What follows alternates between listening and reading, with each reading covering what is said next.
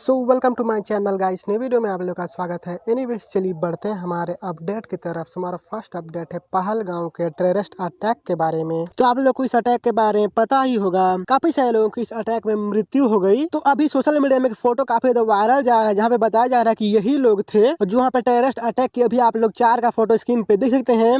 बताया जा रहा है कि इसमें से 2 लोग वहाँ के लोकल थे। अभी आप लोग फोटो स्क्रीन पे देख सकते हैं। एंड इस अटैक पर काफी सारे यूट्यूबर्स, इन्फ्लुएंसर सब स्टोरीज पोस्ट कर रहे हैं, इसके बारे में बात कर रहे हैं। चलिए मैं आप लोग को कुछ यूट्यूबर्स, इन्फ्लुएंसर्स का दिखाता हूँ। चलिए सबसे पहले मैं आप लोग को हिंदुस्तानी भाव का दिखाता हूँ कि वो इस टेररिस्ट अटैक पर क्या बोले। जय हिंद। हिंदी, मराठी, गुजराती, तमिल, बंगाली, कौन सी भाषा बोलते हो? ये नहीं पूछा। गुजरात, महाराष्ट्र, तमिलनाडु, कर्नाटक, बंगाल, बिहार या यूपी से हो? कहां से हो? चुप। ये भी नहीं पूछा। दलित हो, ब्राह्मण हो, जाट, ठाकुर, बनिया, यादव या ओबीसी, क्या हो? ये भी नहीं पूछा। सिर्फ हिंदू थे, उनके लिए काफी था। और हम यहां जाति, प्रांत, भाषा के लिए नेता के कहने पर लड़ रहे हैं। तुम मरोगे जब तक आप एक नहीं होंगे, तो आप कटोगे, मरोगे। सुधर जाओ सालो, सुधर जाओ, वरना कहां जाओगे? कहां जाओगे आप लोग? कौन से देश में जाओगे हिंदुस्तान छोड़ के? एक साथ आओ, एक साथ आओ, अभी भी मौका है। वरना बंगाल में देखो क्या हो रहा है। एक साथ आ जाओ, सुधर जाओ यार, एक साथ आ जाओ, वरना वो टाइम दूर नहीं है जो ये आग आपके घर तक भी आएगी। एक साथ आ जाओ। जय श्री राम। एंड इसी पर रजत दलाल भी अपने इंस्टाग्राम की स्टोरी में बात की, आप लोग देखो। कश्मीर वाली घटना सबको पता ही होगी। थोड़ा एक अजीब सा लगता है कि बहन अपने देश में हो क्या रहा है। कोई भी लेके बंदूक किसी को मार रहा है, जिन लोगों का उस जमीन से लेना देना ही नहीं है, जिन्होंने कभी वहां कुछ ऐसा करा नहीं कि उनकी जान चली जाए, वो लोग घूमने गए थे एक जगह की सुंदरता देखने, और अब जिंदगी भर उनके जो परिवार है उसमें एक ऐसा वॉइड हो गया है कि वो भर ही नहीं सकता। तो भाई एक तो ऊपर वाला भाई सबको उनकी आत्मा को शांति दे, और उम्मीद करूंगा कि भाई सरकार कुछ ऐसा करे कि मतलब ये चीजें हो क्यों रही है। हम आराम से तसल्ली से अपने देश में खुल के रह भी नहीं सकते क्या? देन उसके बाद आप लोग राजवीर सिसोदिया का देखिए। तो भाई ये पहलगाम वाली न्यूज तो पूरे देश ने सुन ली है। और अभी क्या होता है ना, हमेशा की तरह लोग कैंडल मार्च करेंगे, 2-4 दिन इस पे बात करेंगे सोशल मीडिया पे, देन भूल जाएंगे और मेन मुद्दों पे कोई बात नहीं करता। भाई ये जो आतंकवादी है मादरचोदी है, मेरा तो सवाल ये आते कहां से हैं? मतलब कि इतनी सिक्योरिटी के बाद भी आसमान से तो गिरते नहीं है। इनके हथियार हमारे देश में कैसे आ जाते हैं? हमारे देश में एंटर कैसे कर जाते हैं? इनके हथियार हमारे देश में कैसे आ जाते हैं जो ये बेगुनाह को मार देते हैं? इनको लोकल सपोर्ट कौन देता है? अगर बाहर से कोई आतंकवादी आ रहा है कश्मीर के अंदर या जहां पे भी अटैक हुआ है पहलगाम में, तो भाई अगर कोई आतंकवादी है उसके पास हथियार है, कोई होटल तो देगा नहीं। होटल में चेकिंग होती है, किसी के पास हथियार है तो क्यों है, आईडी चेक की जाती है, तो कोई ना कोई लोकल सपोर्ट तो करता है। तो मेरा तो कहना ये है कि इनके साथ साथ इन हराम, तो मेरा तो कहने का मतलब ये है कि इन आतंकवादियों के साथ साथ उन हरामियों को भी उड़ाना चाहिए सरकार को, जो इनको लोकल सपोर्ट देते हैं या जहां से इनको वो छूट मिलती है कि ये जिन रास्तों से आते हैं और इनको अलाउ कर दिया जाता है। इतनी फोर्स होने के बावजूद, इतनी पुलिस होने के बावजूद, इतने फौजी होने के बावजूद आतंकवादी हमारे घर में घुस जा रहे हैं और इस तरह से अटैक कर दे रहे हैं। कोई आम बात नहीं है। तो कहीं ना कहीं तो कुछ ना कुछ लूप है जिसके ऊपर सरकार को बात करनी चाहिए, लोगों को बात करनी चाहिए और इसका हल भाई निकालना चाहिए। और जो लोग चले गए इस अटैक में, उनकी फैमिलीज को भगवान शक्ति दे इस दर्द से लड़ने की, उनकी आत्मा को शांति दे। तो मेरा कहने का जो मतलब है ना वो ये है कि अब सपोज करो मेरे घर में घुसने का एक मेन गेट है, उसके ऊपर फौजी बैठे हैं और फिर भी कोई घुसपैठिया मेरे घर में घुस गया, तो मतलब मेरे घर में दूसरा गेट भी, खबर तो मुझे घर वाले ने दिया है। तो आतंकवादियों से पहले मेरा मानना ये है कि इन हरामजादों को मारा जाना चाहिए। और क्या ना कि जैसे पहले हुआ था, सर्जिकल स्ट्राइक करा दिया, आतंकवादी मर गए सारे, लेकिन उन्हें रास्ता किसने दिया था, किसने अलाउ किया देश में घुसना, किसने लोकल सपोर्ट दी, वो सारी चीजें पता नहीं लगी। तो पहले ये इन्वेस्टिगेशन करके ना इन्हें ठोकना चाहिए, उसके बाद हरामजादों को मारना चाहिए। एंड अभी आप लोग लक्ष्य चौधरी का भी देख सकते हैं वो क्या बोले। अभी मैं कश्मीर वाली न्यूज़ देख रहा था, तो भाई कश्मीर में टूरिस्ट इसलिए मारा जाता है टूरिस्ट को कि वो कौन से रिलीजन से हैं। फिर गोवा में इसलिए पिटते हैं टूरिस्ट कि वो उनकी टैक्सी ले रहे हैं, ओला उबर कर रहे हैं। साउथ इंडिया में टूरिस्ट इसलिए पिटता है कि वो हिंदी बोल रहा है, उनकी लैंग्वेज नहीं बोल रहा। पहाड़ों पे हिमाचल उत्तराखंड इसलिए पिटते हैं कि ये प्लेन वाले हैं, हमारे पहाड़ गंदे करते हैं। कोलकाता महाराष्ट्र में इसलिए पिटते हैं कि उनकी पॉलिटिकल पार्टी को सपोर्ट नहीं कर रहे टूरिस्ट। हरियाणा यूपी दिल्ली में तो पिटना ही पिटना है भाई। यहाँ पे तो अगर सिविलाइज रहोगे, अगर रूल फॉलो करोगे तो पिटोगे ही। तो अब से ना जब कोई इंडिया घूमने आया करेगा, इंडिया में घूमना है किसी को कहीं पे, तो उसको ना ट्रैवल एजेंसी ऐसे पैकेज बेचा करेगी कि सर 50,000 प्लस टैक्सी प्लस मार पिटाई। सर पिटना तो पड़ेगा सर, सर ऑब्वियस है सर, आप इंडिया में घूम रहे हो सर, पिटना तो पड़ेगा। मैं पिटना इतना आश्चर्यचकित क्यों है? पिटना तो है ही भाई, मार पिटाई तो होगी यार। तुम इंडिया में घूम रहे हो भाई, तुमने चूज किया इंडिया में घूमना।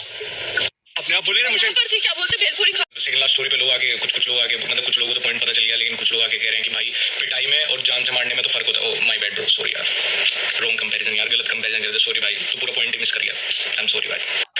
अभी कुछ टाइम पहले मेरे एक दोस्त का कश्मीर जाने का प्लान बना था, उसने मुझे कहा भाई कश्मीर घूमने चलेगा क्या? मैंने कहा नहीं भाई, वहाँ हमले होते रहते हैं तो भाई मैं तो नहीं जाऊंगा। उसने कहा ऐसा कुछ नहीं है यार, ये सब न्यूज़ पे। मैंने कहा नहीं भाई, अगर 1% भी चांस है मुझे नहीं जाना। मैं नॉर्मल जगह पे गया हूँ भाई, वहाँ पे इतनी दिक्कत हुई है। कश्मीर में का तो मैंने नाम ही ऐसा सुना, मुझे नहीं जाना। और अभी मैंने आज सुबह एक वीडियो देखी थी, कोई बाइकर पीट दिए गुड़गांव में। उससे पहले कल कोई आर्मी वाला था या एयरफोर्स से था कोई, उसका किसी डिलीवरी बॉय के साथ लड़ाई झगड़ा हो गया। भाई अगर तुम यहाँ घर से निकले हो और साबुत हड्डियाँ वापस घर आ गए ठीक ठाक, बिना स्किन पर कटवट लगे, तो भगवान को मत्था टेको भगवान के सामने कि थैंक यू गॉड। यहाँ बाहर निकलोगे तो भाई मारने वाले की क्या गलती है यार? ये तो रिचुअल है, बाहर जाओगे तो मरोगे ही, निकले ही क्यों? ब्लिंकिट है, जेप्टो है, घर पे मंगाओ ना सब कुछ।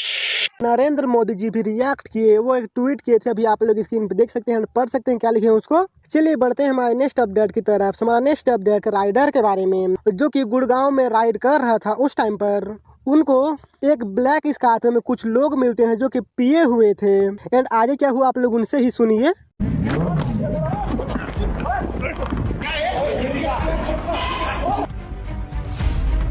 तो एक राइड अटेंड करने में कुछ टाइम के लिए जम्मू कश्मीर से गुड़गांव आया था। राइड के टाइम हम राइडर्स ने एक स्कॉर्पियो को ओवरटेक किया एंड अपनी ईगो पे लेके उसने ऑलमोस्ट 100 की स्पीड पे हम सबको हिट करने की कोशिश करी। ये सब देख के हम लोगों ने साइड पे लगाने का डिसाइड किया ताकि हम उसे अवॉइड कर पाए, बट हमें ये नहीं पता था कि वो हमारे ही आगे गाड़ी लगा देगा। हमें लगा नॉर्मल बात करने आया है, बट सडनली उसने और उसके दोस्तों ने सबको नशे की हालत में मारना शुरू कर दिया। एंड यहाँ उसकी गर्दन पकड़ के मैंने उसे धक्का दे दिया ताकि लड़ाई आगे शुरू ना हो, बट उसके दोस्तों ने सबके हेलमेट उतारने की कोशिश करी ताकि हम सबके ज्यादा से ज्यादा इंजरी हो, एज उनके पास बेसबॉल बैट, रॉड, चाकू वगैरह भी थे। बट फॉर्चुनेटली किसी का भी हेलमेट नहीं खुला एंड साथ ही साथ उन सब ने सुपर बाइक तोड़ना भी शुरू कर दिया, जो कि 15 से 20 लाख की एक बाइक थी। उसी टाइम मैं और बाकी राइडर्स अपनी अपनी बाइक्स लेके आगे लगाने लगे ताकि बाइक सेफ रहे। एंड उसके बाद मैं अपने दोस्तों को बचाने भागा, तब तक उन्होंने हमारे एक राइडर जिसकी बाइक पीछे छूट गई थी उसको और उसकी बाइक को बेसबॉल बैट से मारना शुरू कर दिया। एंड जब तक हम वहाँ पहुंचते वो फरार हो गए थे। तो इस इंसिडेंट के बाद क्या सच में पब्लिक सेफ है इंडिया में? दिस इज द टाइम कि हम सब बाइकर्स को यूनाइट हो जाना चाहिए एंड अपनी आवाज उठानी चाहिए।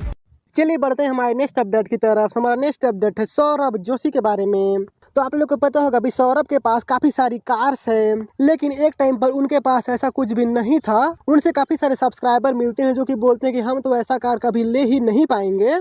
तो उन्हीं सब का रिप्लाई की अपने रिसेंट ब्लॉग में आप लोग देखो क्या बोले वो। जी वैगन खड़ी है, यहाँ पे फॉर्च्यूनर खड़ी है, वहाँ पे मर्सिडीज खड़ी है, थार खड़ी है। तो नहीं गाड़ियाँ देख के मुझे लोग बोलते हैं कि इसमें मुझे बिठा दो, इसमें मेरा बैठने का मन कर रहा है। तो काफी लोग मिलकर बोलते हैं ना कि फोटो खिंचवा लो। भाई हम फोटो खिंचवा सकते हैं क्योंकि भाई हम जॉब करते हैं, हम कभी ले तो सकते नहीं है। तो वो मुझे बहुत अजीब लगता है कि ऐसे क्यों बोल रहे हैं भाई कोई भी ले सकता है। अगर मैं ले सकता हूँ तो कोई भी ले सकता है। तो बस आपको मेहनत करनी है और सोचना ऊंचा है। ऐसा नहीं सोचना कि भाई मैं जॉब करनी है तो जॉब ही करनी है। तो आपको सोचना पड़ेगा खुद को ग्रो करने के लिए। बस ले सकते हो भाई, कोई कुछ भी कर सकता है। वैसे नहीं सोचा। एंड आप लोग को पता होगा रिसेंट अभी ये यूट्यूबर काफी जोरों शोरों से सौरभ को एक्सपोज कर रहे थे एंड किए भी। तो यूट्यूबर ने अपने इंस्टाग्राम में एक स्टोरी पोस्ट किया था जिससे साबित हो जाता है कि सौरभ जोशी स्क्रिप्टेड ब्लॉग बनाते हैं। आप लोग देखो।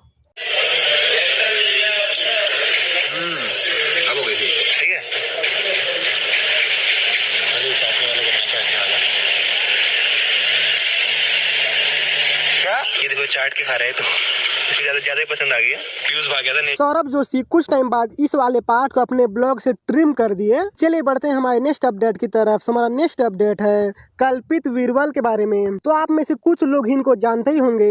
ये 2017 के जेई रैंक 1 है। तो इनको लफड़ा मीमर एक्सपोज किए। आप लोग को पता है काफी सारे इन्फ्लुएंसर्स को लफड़ा मीमर एक्सपोज कर दिए हैं। तो अर्पित के बारे में क्या एक्सपोज किया आप लोग देखो, आप लोग को समझ में आ जाएगा। हाँ तो मेरे भाइयों कैसे हो सारे के सारे। आज की हमारी पोस्ट है कल्पित वीरवाल जी के ऊपर। ये जेई 2017 रैंक 1 है। ये अभी IIT जेई मेंटोर है और ये काफ़ी अच्छे टीचर हुआ करते थे मेरी नज़रों में, बट अब नहीं है।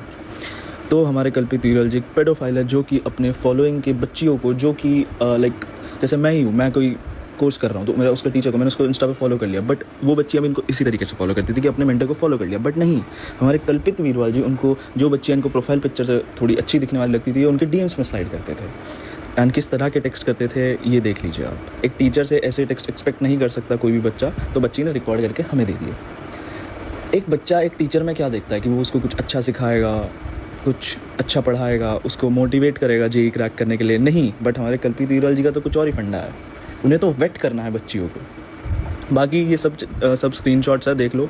बाकी भाई मैं इस टॉपिक, इस इंसान, इस नीच गलीच के ऊपर कुछ नहीं बोलना चाहता ज़्यादा। बाकी भाई इस बार कॉन्टेक्स्ट समझाने की ज़रूरत भी नहीं है, सब कुछ तुम्हारे सामने है। स्क्रीन रिकॉर्डिंग, सारे चार्ट्स फेक नहीं है, कोई दिक्कत नहीं है भाई, पूरा फिर से प्रूव कर दूँगा। अगर ये सब हमारे बोले फेक है तो कल्पित वीरवाल जी हमारे पास और भी चीज़ है, हम आपको दूसरे फ़ोन से रिकॉर्ड करके दिखा देंगे, ठीक है। बाकी इनका आज बर्थडे, इनको थोड़ा हैप्पी बर्थडे विश करें। 26 साल का बुढ़ा एक 15 साल की बच्ची को कह रहा है कि let me make you wait, let me rizz you up.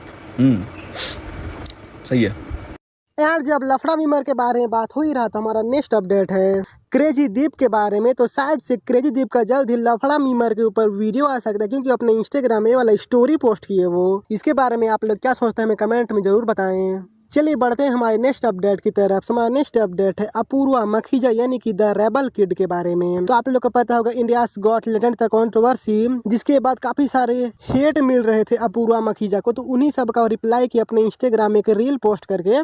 चलिए मैं आप लोग को उस रील का छोटा सा पार्ट दिखा देता हूँ। Last time Apurva made an emo video, तुम सबने बोल दिया कि वो विक्टिम कार्ड प्ले कर रही है, and that is a horrible card to play. So we decided to shuffle the cards again and found out कि जिंदगी की इस गेम में तुम चाहे जितनी बार मर्जी पत्ते बांट लो, मुझ जैसी किस्मत के साथ तुम्हारे पत्ते हमेशा अजीब ही आते हैं। So Apurva had 3 options. Number 1, stand up, fight for herself, prove how everyone is wrong.